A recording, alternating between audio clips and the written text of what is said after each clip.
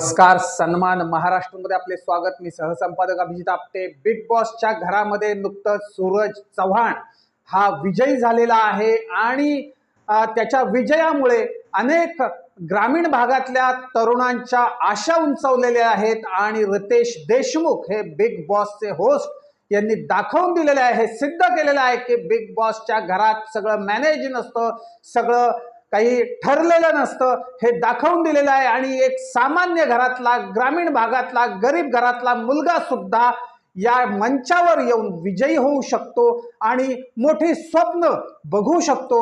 हे या विजयामुळे सिद्ध झालेलं आहे.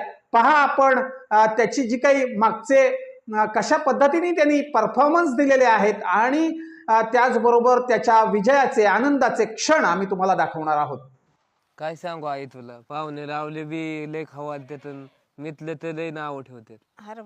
अरे काजल, हे बघ इकडे दे, हात दे, तू हात दे. आणि हे बघ, हे किती गोरा आहे, हे किती काळा आहे. हम काले हुए तो क्या हुए, दिल वाले है हम, तेरे तेरे तेरे जाने वाले. याला कळतं का नाही? हा, अरे कुठं पुरी आडी तो काय करतो? चुम्मे की रात है, चुम्मे. अरे गेलेला आहे काय, काय कळतं का नाही तुला?